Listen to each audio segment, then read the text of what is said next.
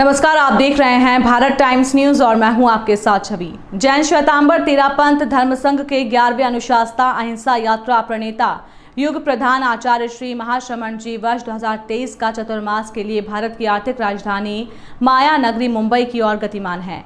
इस यात्रा के दौरान गुजरात के अनेक जिले आचार्य श्री की चरण रज से पावन बन रहे हैं। वर्तमान में आचार्य श्री वलसाड़ जिले के गांवों को पावन बना रहे हैं। वलसाड़ जिला आम के बागवानी के लिए सुप्रसिद्ध है।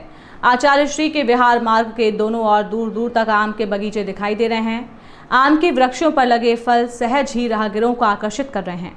फलों से लदी आम की झुकी हुई डालियां लोगों को विनम्र होने की प्रेरणा देने वाले भी बन रहे हैं। मंगलवार को वलसाड़ जिला मुख्यालय स्थित सरस्वती इंटरनेशनल स्कूल से आचार्य श्री महाश्रमण जी अपनी धवल सेना का कुशल नेतृत्व करते हुए गतिमान हुए। वलसाड़ वासी अपने आराध्य के प्रति कृतज्ञता अर्पित कर रहे थे और आचार्य श्री से पावन आशीष प्राप्त कर रहे थे। शीतल हवा आतप को कुछ कम कर रही थी, किंतु सूर्य की किरणों की उपस्थिति में उमस अपना प्रभाव दिखा रही थी। मार्ग के दोनों ओर स्थित वृक्षों की छाया यात्रियों को राहत देने वाले थे, किंतु प्रकृति की प्रतिकूलता और अनुकूलता से अप्रभावी आचार्य श्री गतिमान थे। लगभग 11 किलोमीटर का विहार कर आचार्य श्री लोहलाई भूतसर गांव में स्थित पटेल परिवार के निवास स्थान में पधारे। आचार्य श्री इस परिसर में आयोजित मंगल प्रवचन में उपस्थित श्रद्धालुओं को पावन प्रेरणा प्रदान करते हुए कहा कि ज्ञानी आदमी के ज्ञान का लाभ मिलता है। शास्त्रों में ज्ञान का सार अहिंसा को बताया गया है। कहा गया कि जो ज्ञानी है वो हिंसा नहीं करता, वो अहिंसा और समता की साधना करने वाला होता है।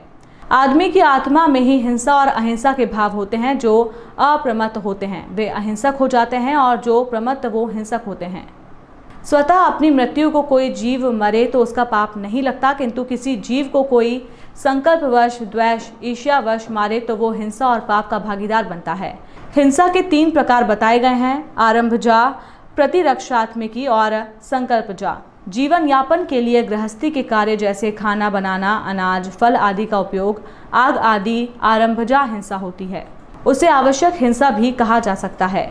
कभी ऐसी भी स्थिति आती है जब परिवार, समाज अथवा राष्ट्र की सुरक्षा के लिए भी आदमी को हिंसा करनी पड़ सकती है। वह दूसरे प्रकार की हिंसा होती है, किंतु संकल्प पूर्वक किसी प्राणी की हत्या निषेध है।